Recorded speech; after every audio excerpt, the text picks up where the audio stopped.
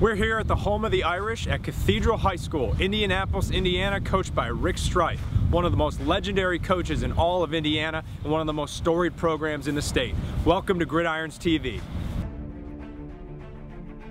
For us, brotherhood's everything.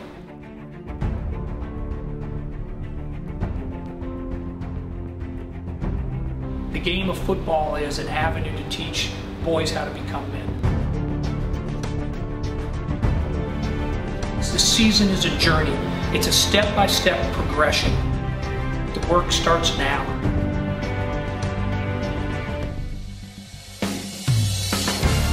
You can do whatever you want to do. You can be whatever you want to be. Talent's going to take you so far, but effort's going to put you over the top.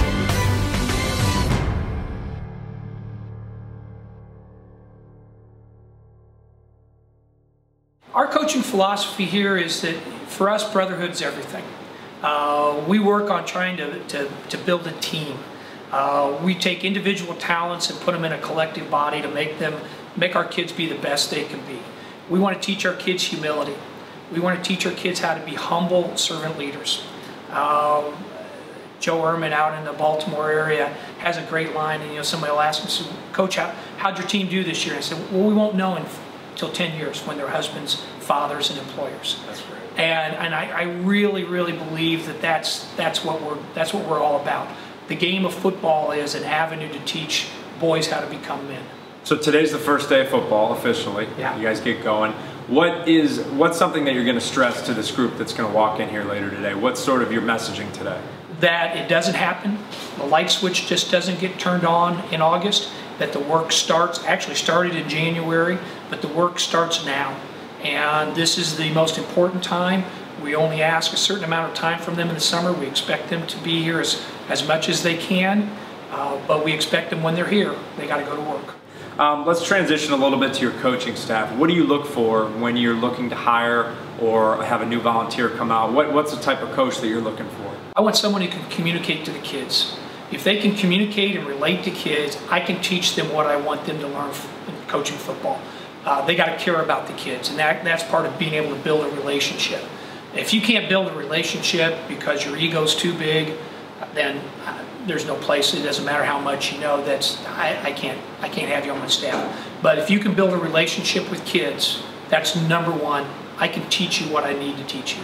I think that's a key takeaway. So you're saying it doesn't matter what your X's and O's knowledge is, as long as you're going to come onto the field every day and communicate and talk to these kids, you're going to be able to teach them what they need to know, essentially. And it's like the Marine Corps will tell you they prefer to have someone who doesn't know how to shoot.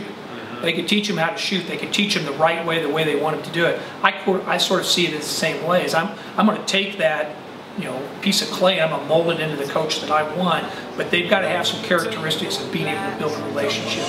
Gotta get that paper, gotta get that bread, come on, a little bit of that butter, can't fit it on my bed, gotta get a little bigger mattress, big world, bigger atlas, money long but it feels so wrong, but it looks so right, but I can't fall back. So talk to me about your practices, because with social media and hype videos and everything, it's all about the game and sort of the locker room mentality, but everybody always forgets that it's practice where you get better. So talk to me about your practices, how important those are. If you interviewed one of my kids, probably the first thing they'd talk to you about practice would be, I call it the journey. It's a journey. The school, the season is a journey. It's a step-by-step progression. It's a trip. The games are tests, but your homework and your practice time is the time where you're really going to improve yourself as a player. Yeah, the games are important, but the games are a learning tool. The learning tool to help you get to the state tournament. When you get to the state tournament, hopefully you've learned enough of the lessons to get yourself prepared to play the way you need to play. And every team's a little different, but to prepare yourself to be in the best possible scenario to help you win in the tournament. What's your opinion on camps today and combines? Well, I really discourage our kids from the combines. I don't see any benefit to it. I had asked a Big Ten coach about combines and what do you think, and he said, because I don't pay much attention to him except if you run a bad time. And so I've made that pretty clear to my kids. I said, yeah, I'm not going to tell you how to spend your money, but I don't think the combines will do you any good. There's no college coaches there to watch you. Some of the rivals camps and things like that, there's really no college coaches there watching you do the things that you're doing. So I asked them, I said, what are you going to get out of going to that camp? What do you get for your $75, $100, $200 from going to the camp? And if they say exposure, I said, well, I can do that for you. With Huddle today and college coaches and the computer, there's no reason any university can't find you, and especially at our place. Now, if you go to a small school in rural Indiana that you don't get the traffic that we get, I think maybe some of those places are a good idea. But for our kids that people come through, you're going to be seen. The right college coaches are going to see you, and then ultimately you're going to fall into the place where you can play the best. And I always tell our kids, I said, I'll vouch for 3 things for you: your grades, your work ethic, and your character. After that, it's up to the college coach to decide. He's paying a mortgage. He's getting paid a lot of money to decide whether you can play or can't play. I can recommend, they have to decide. I'm robbing and Batman and Gotham, no problem, I got him. I'm all in, never stopping. These 5-0, they trying to lock him. I lock in my song, you watching the movement that move elusive. You stupid newbies can't do what I'm doing, too much of a nuisance. Many people say that football is a microcosm of life itself. Number one, how do you feel about that statement? And then do you feel that your Cathedral player is ready to sort of make an impact off the field when he's done playing? There's a lot to that. I don't like the idea sometimes when they say football is war and all that. No. Nobody's getting shot and killed here, kind of thing. Those guys are the heroes. Our guys, you have to. The thing I think football teaches you is that there's no instant gratification. You got to work every day. Nothing's handed to you. Even the greatest of athletes have to work at it, because eventually there's somebody better than you out there that you're going to run across. The kids, I think, really learn, and we talked about the journey a minute ago. It's a process, and life's a journey, and it's steps, and there's steps in a journey, and there's 2 steps forward, 1 step back. There's those things happen in life, and that happens in football on a pretty regular basis. So in some ways, yeah, it is a microcosm. I try to get our kids to learn that if they just buckle up and go to work, things are going to fall into place. It's not always going to be perfect. We're not always going to win, but if they buckle up and they go to work and they never stop trying, it's going to be okay. It's going to fall in the right places for them. And I say you can't quit on your electric bill. You got to go to work, so you got to learn how to fight through it. And if I could do anything, is if I could teach my kids how to fight through and persevere, man, then I've set them up pretty well in life. Let's transition a little bit to coaching commitment, hours, family, things like that, because you read a lot of books about coaching or you watch coaches, and how much time are they spending at the office versus with their family at each level? So let's just start with big time high school football level like yourself. Just give us an example. Well, again, once the season starts, I'm pretty much gone. There were a lot of things when my kids were little. My oldest is married and getting ready to have their first child, and so I'm cycling my way back through, and my youngest just graduated from Cathedral a couple of weeks ago. So I'm in that scenario now where there's nobody at home. My wife, she loves me, but not that much. So go ahead and go do your work. But if you don't have a supportive spouse, this is just not an occupation you can do. They have to understand the hours. The hours are not as bad as they used to be. But if your family doesn't get it, then this is a tough job. I encourage my coaches to bring their kids to practice. I encourage my coaches to bring their kids to the weight room, to anything. Hey, give mom a break. Bring them here. Let them run around. And it's good for 2 reasons. Number one, it gives mom a break. But more importantly, our kids get a chance to see our coaches interact as a dad. And maybe some of our kids don't have dads. And this is one way maybe we can teach a kid who doesn't have a dad, this is how dads interact with their kids. And that's something we don't deal with a whole lot at our place, but enough that I think it's really important.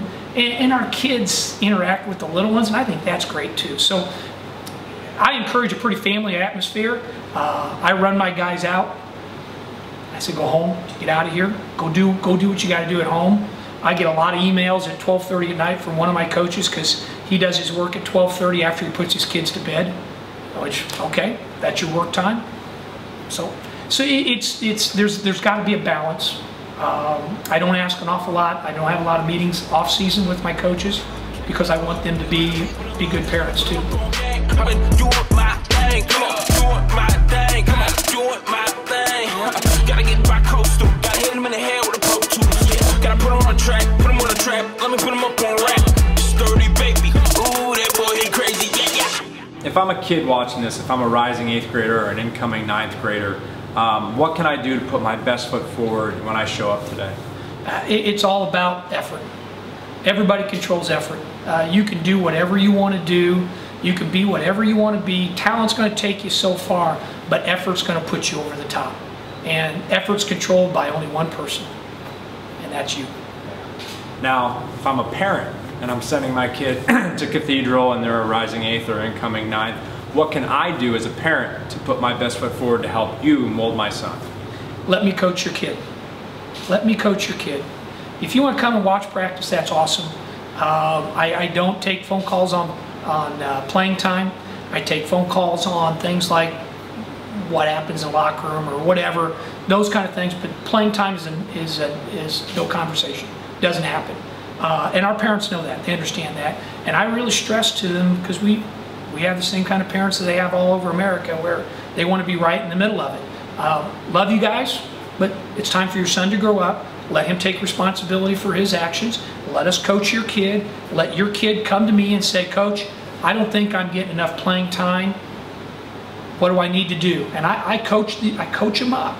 Here's how you ask your position coach about your playing time. That's great. Yeah. That you really tell them how to ask the coach. Because yes. If they don't know, they're just, they may come off brash or something. Yeah, like mom exactly. and dad may email you or call you, and that nobody wants to hear. No, and it is all about communication. And these are things that when we have our preseason meetings in the spring, and then again another one right before school starts, I'm pretty explicit about that. I go, listen, let us coach your kids.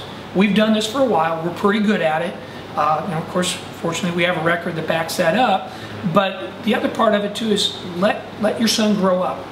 And actually, we have a freshman girl this year, so I have to start saying sons and daughters. So really, yeah, we have for the first time ever, we'll have a freshman girl traipsing through, not down here obviously, but we have to make some special arrangements for her. But we're going to make it work. Is this the first time? First time we've ever had. Yep. That's awesome, Coach. That's really cool. All right, so we'll sort of end things here.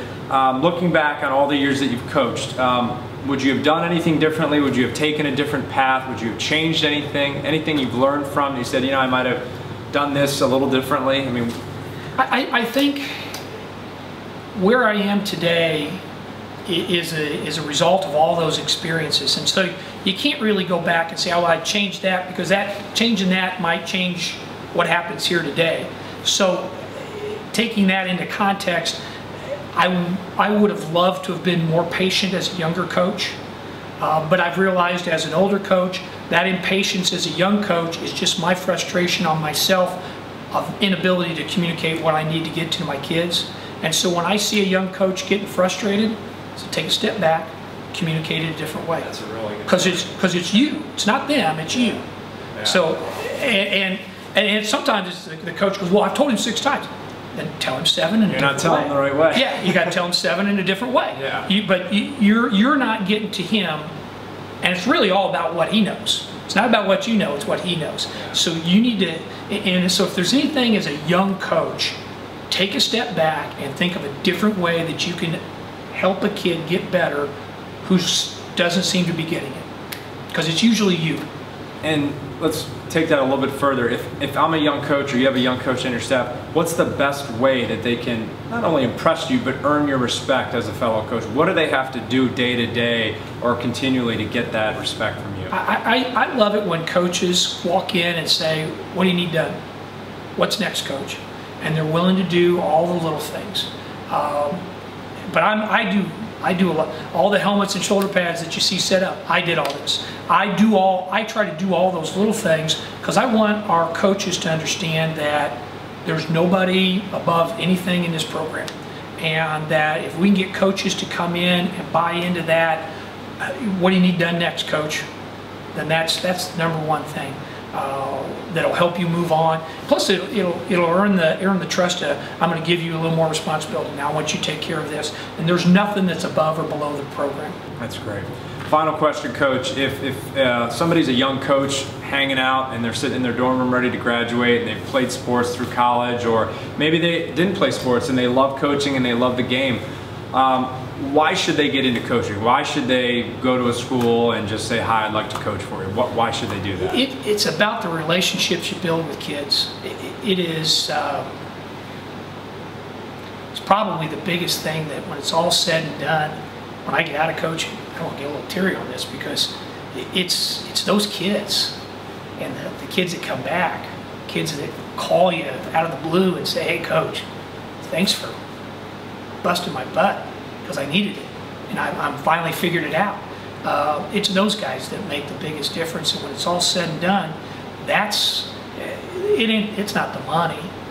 Money's not. If you do this for money, you're in it for the wrong business. It's about the relationship with the kids.